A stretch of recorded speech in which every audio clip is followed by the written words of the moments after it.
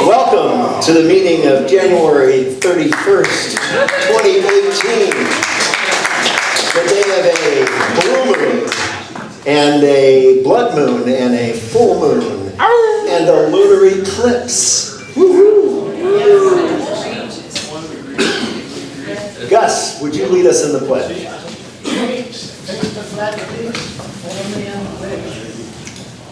pledge allegiance to the flag of the United States of America and to the republic for which it stands, one nation under God, indivisible, with liberty and justice for all. And thought for the day. Brian.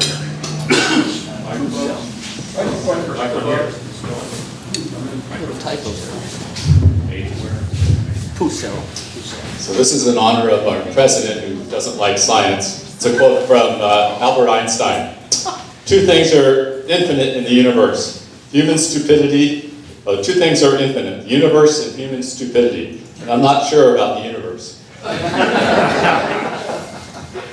And I had an additional thought for the day based on the fact that we have the full moon and all of that. Promises are like the full moon.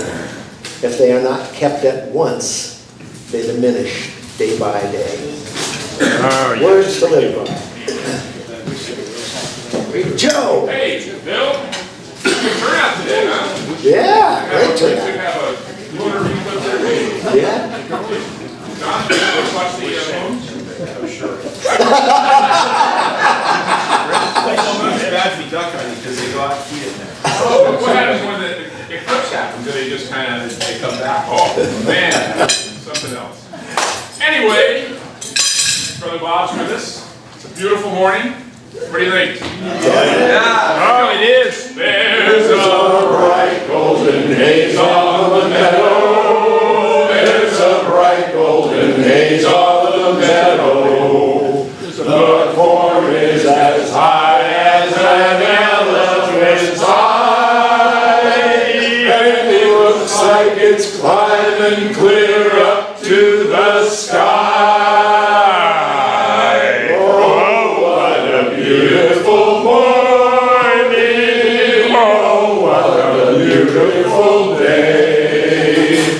I got a beautiful feeling.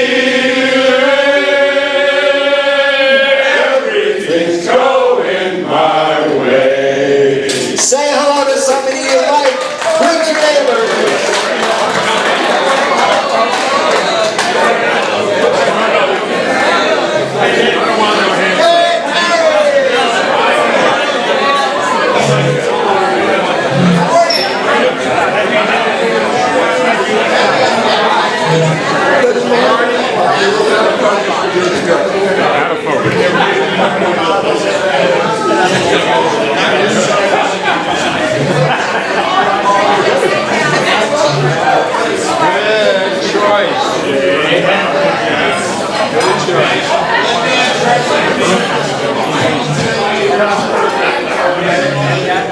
So, a big thank you this morning to our greeters at the door, John Pelusis and Natalie McNamara. Thank you.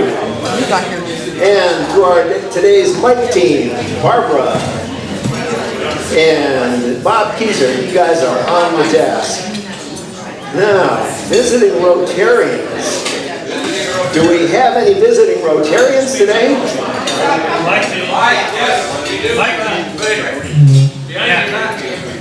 Because I have such a booming voice. We can start, turn around. We Turn around. have, yes indeed. You gotta go in order, because I got them on. Oh, I see, okay, well, thank you. And we are we actually have an incredible number of visiting Rotarians of real stature, including, at the top of the list is Riccardo De Paolo, Andreas' father from Italy. The District 2050 of the Rotary Club in Italy, so thank you so much, Ricardo. And then we also have Wolf and Mike. Wolf Reinhold, former past district governor, and Mike, AG Mike Pastrick. Thank you so much for coming to do this. Really a pleasure to have you. We'll be hearing from them a little bit later on because they're going to help us launch our Helping Hands project. We are?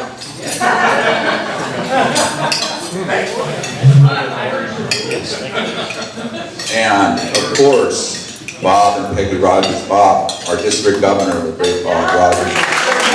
The greater Peggy. Wonderful. Why not? And then at our table here, our guest speaker, Madeline Connell? Keegan O'Connell. Madeline. I'll read Madeline. I think that's all I have. I hope I didn't miss anything. So we do have a couple other guests. Lou.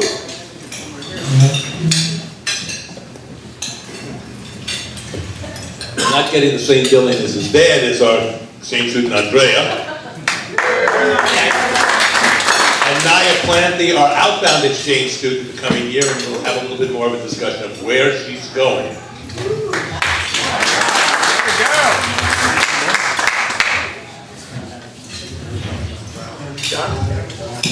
Good morning. I'd like to introduce Alana Brogan. Alana is the Executive Director of the Palm Drive Healthcare District, who's joined us today. Good morning.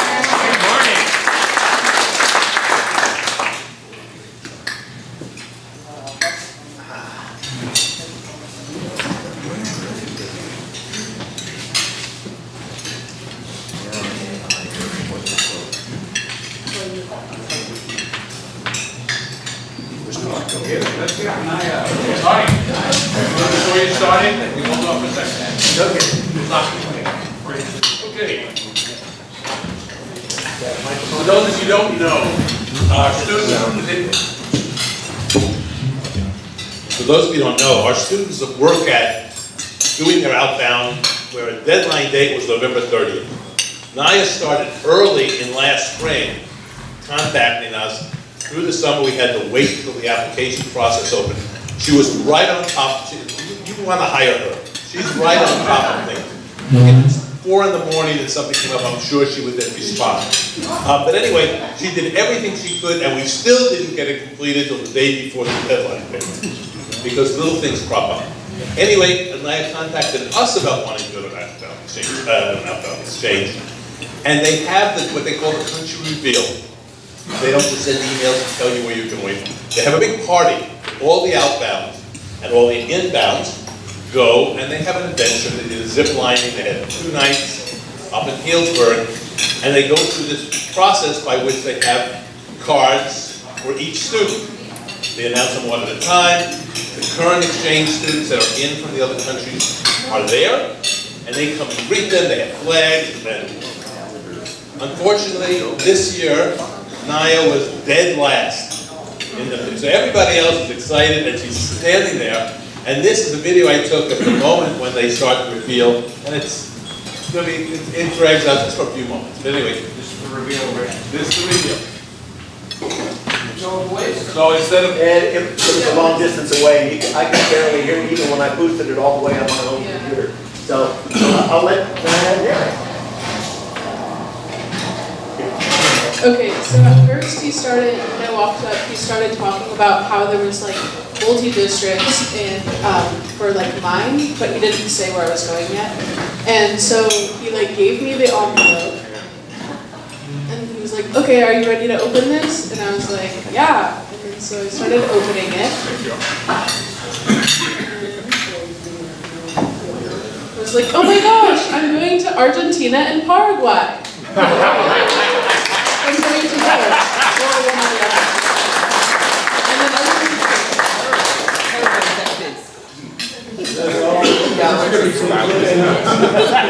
They're all cheering on. And what's interesting also is for Paraguay, we have a Paraguayan exchange student who's sponsored by the Snoot Club. So, you'd never know has an accent. But anyway, Marina's gonna be able to give some guidance to Naya. And I just want to know that she'll be back, as well as the other exchange student from Argentina, will be back in the country when she arrives. So there's probably some links there, so she'll have some friends.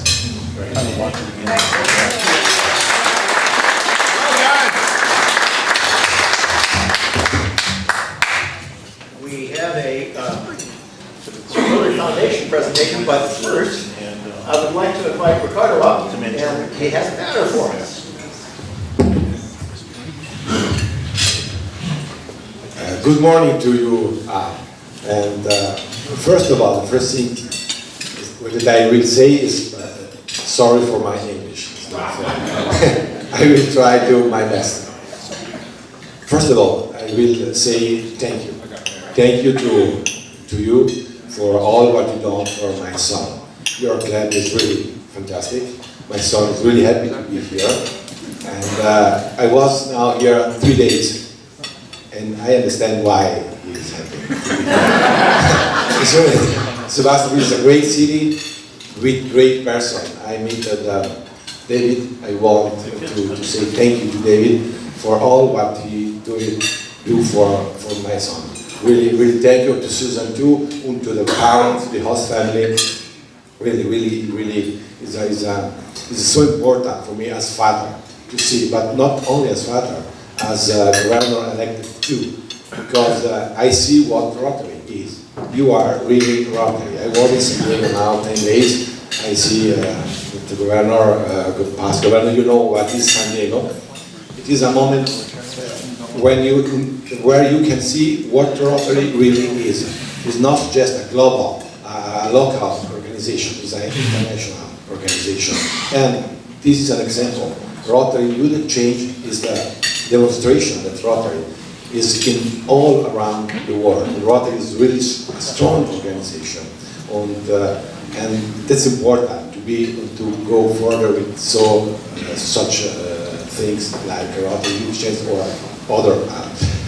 I want to give to Mr. President, but I mean to all, just a little gift. Can I say?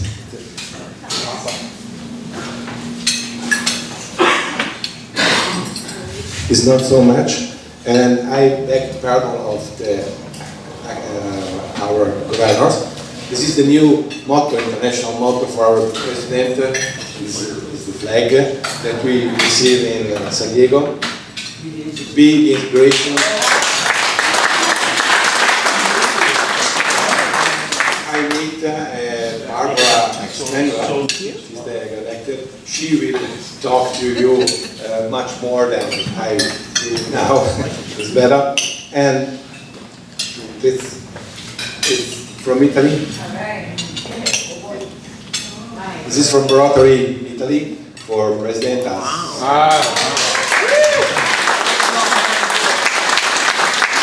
So, of course, the new pins. You will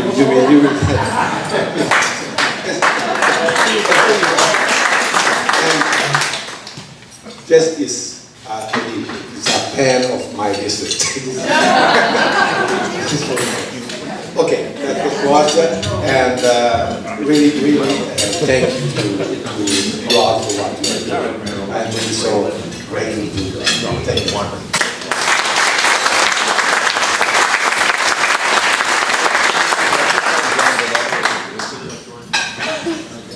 All right, and District Governor Bob, could you join me up here for a presentation?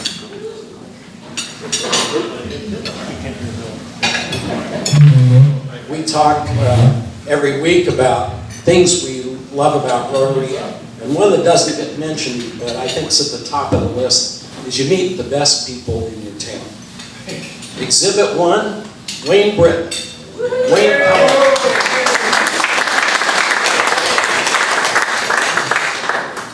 Wayne is just an incredible guy.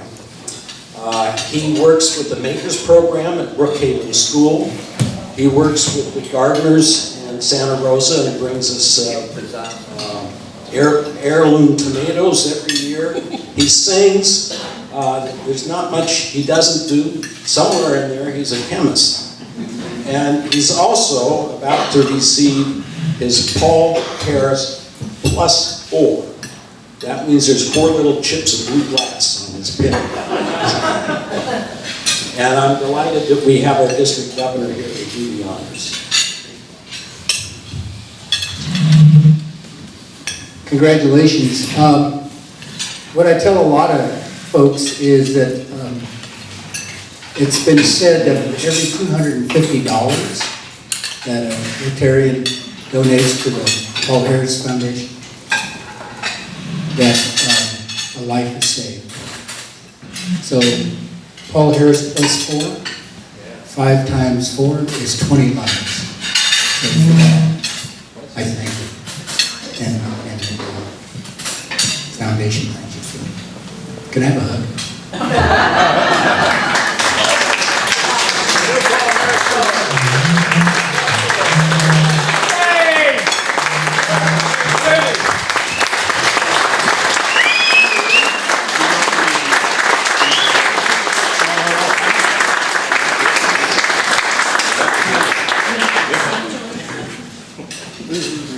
Is there a song or something?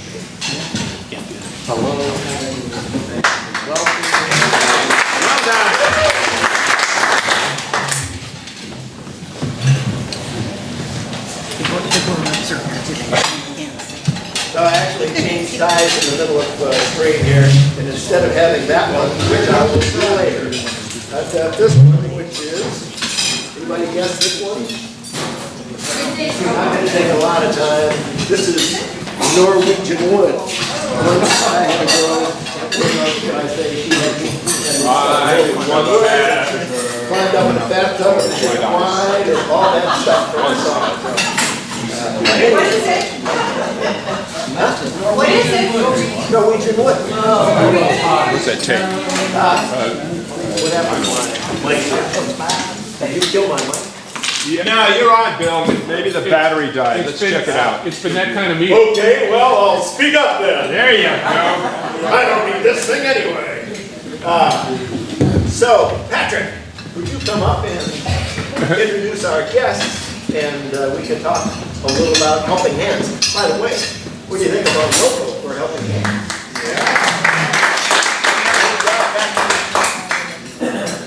Patrick?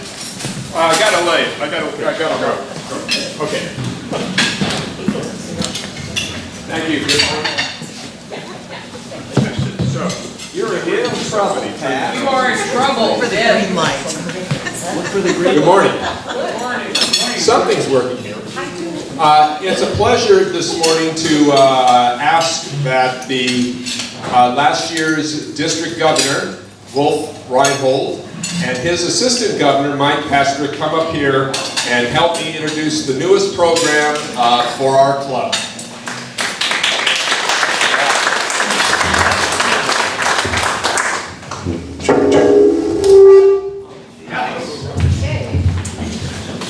Good morning.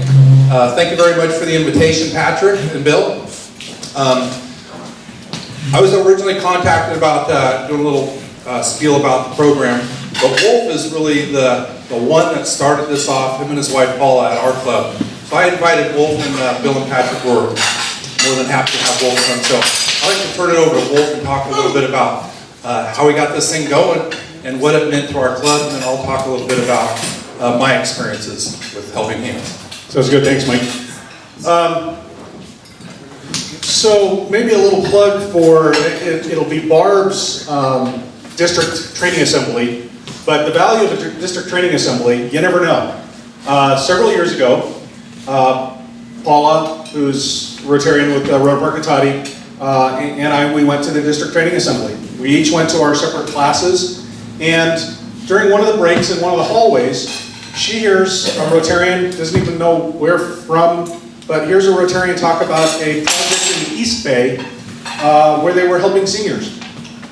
Didn't even ask the person anything more about that, just helping seniors. She realized, you know what, that's kind of an untapped market in our community, Rohnert Park. So why don't we do something to help seniors? So she got together with our president-elect at the time, I believe, who was a 25-year-old director of our senior center in Rohnert Park. And they came up within, probably a couple months, they came up with this idea, let's help seniors in our community. And simple, get Rotarians, have a social person, have a handy person, and send minimally those two people to the person who needs some help in their house, whatever it may be. Changing light bulbs, batteries and smoke detectors, leaky faucets, stuck drawers, that type of stuff. And the social person keeps the senior busy so that the worker can get work done. Because a lot of seniors need a little interaction, and they can end up talking quite a bit and prevent the person from getting the task done. So the social person is there to keep the senior entertained while the worker gets the work done. They also do a passive evaluation to see if the senior needs more than what they've asked for. Are their cupboards bare? Do they need mobility assistance? Are they hoarders? Do they need some other interventions? And then we can pass that information on to the appropriate authorities and resources within our community. So that's kind of how we started. One or two houses, I think, were our first month. Went to 7 or 8 houses the next month. Went to 12 the following month. By I think our 4th or 5th month, I think our max was 25 houses.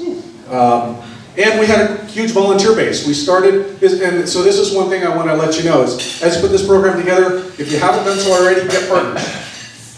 Partner with the Noon Club. You can administer the program, but get additional volunteers from your Noon Club. We do that with our Noon Club. We bring them in. We bring in our interactors. We bring in Rotaractors. And so we have a lot of community-based volunteers. We even have 20, 30-years come say, hey, we'll help you out. Right. We even have Kiwanis say, hey, we're going to come help you out.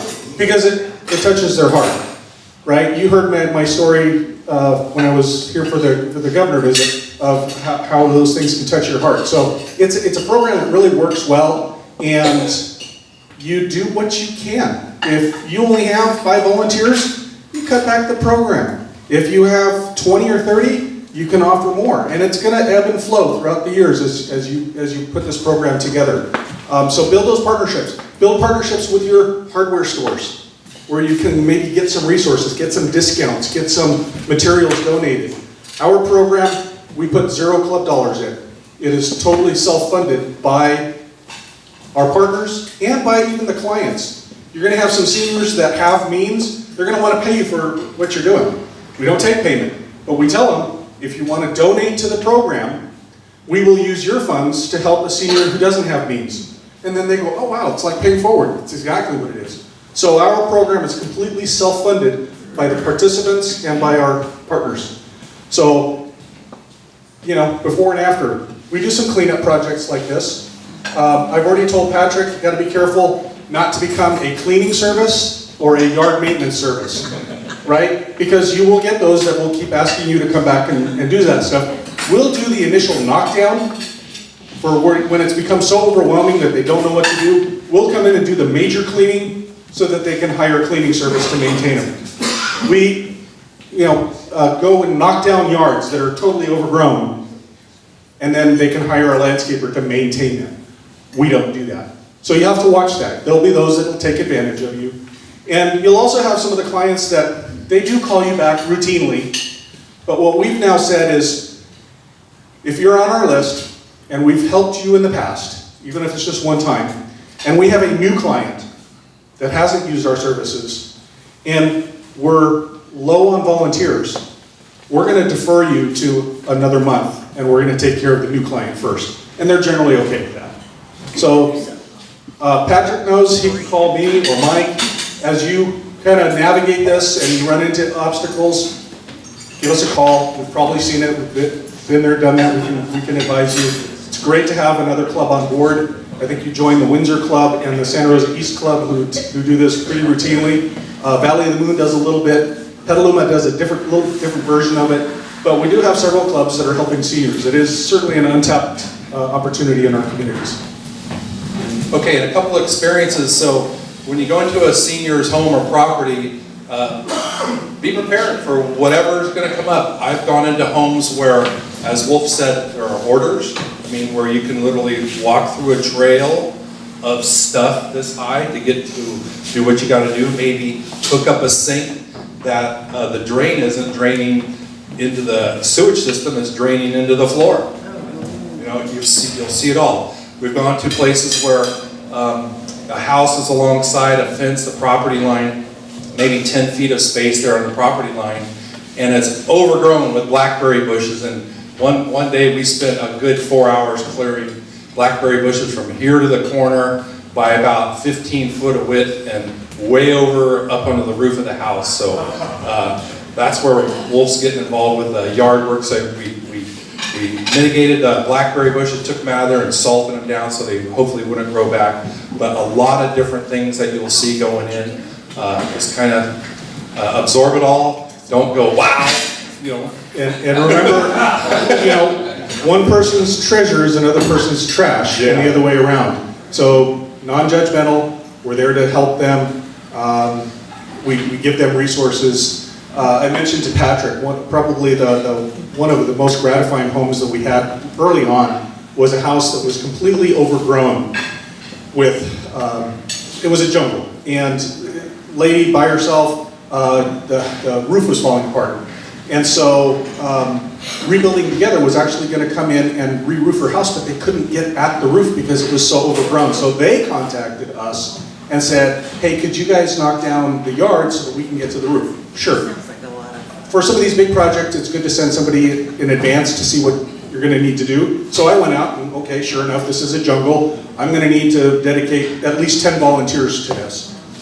Well, as they started to work and got some of the jungle knocked down and started getting to the back of the house, they cleared enough stuff to realize that there was 30 years of garbage and trash just stacked in the backyard.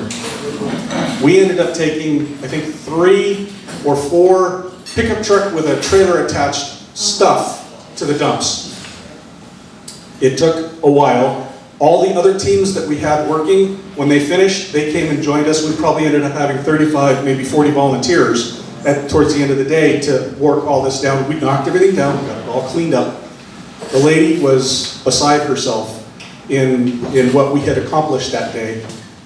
We didn't just make a difference in her life. Neighbors from all over that had seen this blight house came and thanked us for helping the lady and also helping the neighborhood by making it look that much better. So you can have pretty significant impact.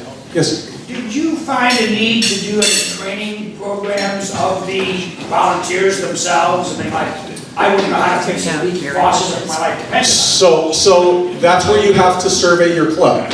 You probably have handy people in your club. Those are going to be your team leaders and your primary workers. Those of you that don't know how to do any of that stuff, you become laborers for that person, and they will put you to work. If you don't have the skill set, you don't have that handy person, you don't have the carpenter or something like that, guess what? You don't do those projects. You do the projects you feel comfortable with. That's it. Do we need to do this at home first before we go home? Funny you should ask. Yes, we have helped our own members when something is overwhelming. Sure, why wouldn't we help each other first? Or in addition to helping the community. Have your wife sign up at the senior center, okay? But anyways, thank you very much, and we'll be happy to answer questions afterwards. I think Bill's got a program to keep moving forward.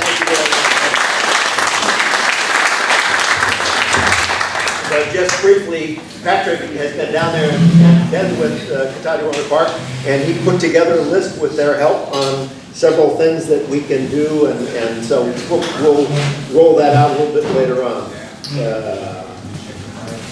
Rotarian birthdays. Darlene is not here today. Consider herself fine. Rotary anniversary, Helene Campbell. I've been waiting 3 weeks for you to come, so I could find it.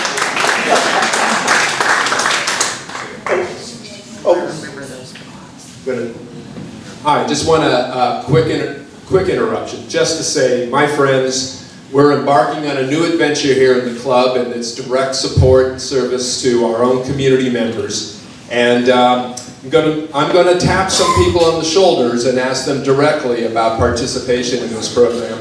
But if you have an inkling that you'd like to do something like this, then please don't fear coming to me and just indicating an interest. And the last thing I want to say is thank you very much, Wolf and Mike, for coming by and saying that. Would you say that the majority of the projects that you have been involved in with folks have been fairly minor and easy to get through? Yeah, yes. Okay, because we heard a lot of horror stories, and I know if I'm sitting there listening to 30 tons of stuff in the backyard, this is nothing I'm signing up for. I got my own backyard. But most of this is going to be things that are going to be easily accomplishable. It'll be one time a month. It will be no longer than from 9 to meet, 10 to start, 1 to finish.